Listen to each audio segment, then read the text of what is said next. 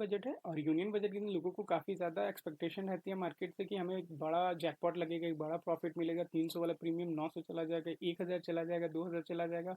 और इस उम्मीद में लोग ज़्यादा ट्रेड करते हैं यूनियन बजट के दिन। कोई भी बड़ा इवेंट होता है तो उस टाइम ट्रेड करते हैं, यूनियन बजट के दिन ज़्यादा ट्रेड करते हैं।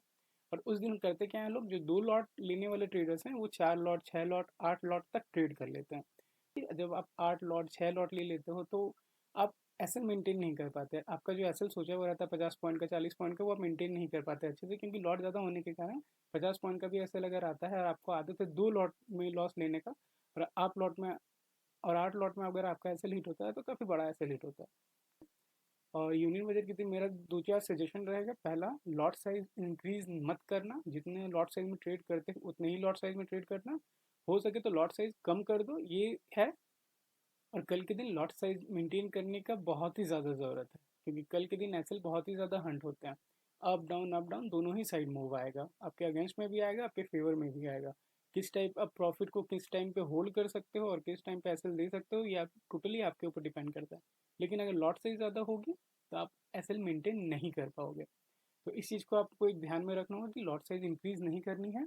और आपको अगर आदत है 50 पॉइंट का या 40 पॉइंट का ऐसे लगाने का, बैंक निफ्टी में आप लगाते हो, और अगर आप कोई भी 200 का प्रीमियम, 300 का प्रीमियम लेते हो और आपने 300 का प्रीमियम लिया और आपने 250 पे ऐसे लगाया, नॉर्मल डे का पैसा करते हो 2 लॉट पे। लेकिन अगर आप 8 लॉट ले रहे हो और 8 लॉट पे अगर 50 पॉइंट का आपको एसएल देना पड़े और वो एसएल हिट हो जाए, उसके बाद आपकी साइकोलॉजी खराब हो जाएगी। फिर नेक्स्ट ट्रेड जो लोगे आपसे रिकवर करने के चक्कर में, वो 8 लॉट, 10 लॉट या 12 लॉट भी हो जाएगा कल के दिन।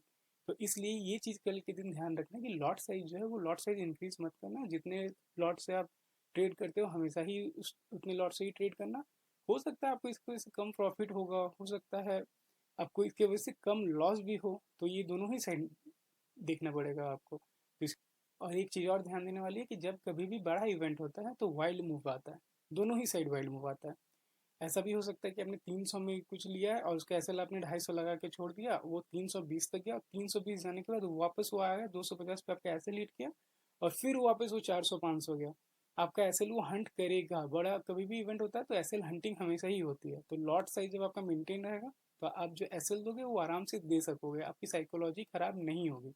तो इसीलिए, और दोनों ही साइड एसएल हंटिंग भी होगी, दोनों ही साइड टारगेट भी आएंगे, तो आपको राइट ट्रेड में बैठना होगा, राइट साइड में रहना होगा। अगर ट्रेड आपके अगेंस्ट में चला गया तो आप एसएल लेके निकल लो, उसके बाद फिर से ट्राई करो। और आज के दिन जो मार्केट इतना अच्छा ब्रेकआउट दिया, सबको लग रहा होगा कि जैसा आज ब्रेकआउट हुआ बजट के पहले, अब एक दिन पहले ही 700 पॉइंट चला गया, 800 पॉइंट चला गया, 50 वाला प्रीमियम आज ही बैंक निफ्टी का 600 700 चला गया, तो ऐसा लगता है कि कल भी ऐसा होगा। तो कल हो भी सकता है और नहीं भी हो सकता है। अगर हो गया तो अच्छा है, नहीं हुआ तो क्या बोला जा सकता। अगर हो गया तो अच्छा है, लेकिन अगर नहीं हुआ तो इसलिए लॉट साइज मेंटेन करके रखना।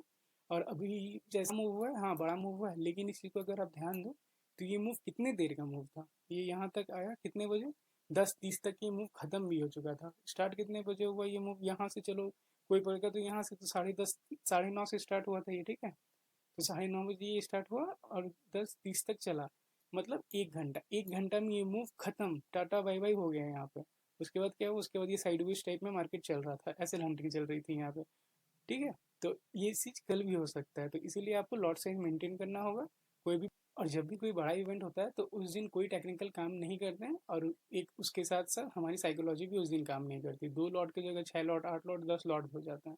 तो लॉट साइज मेंटेन करना बहुत ज़रूरी है कल के दिन। और अच्छे से ट्रेड करें बजट के दिन, और ध्यान रखें लेवल्स का, जो कि काम करने वाले हैं नहीं।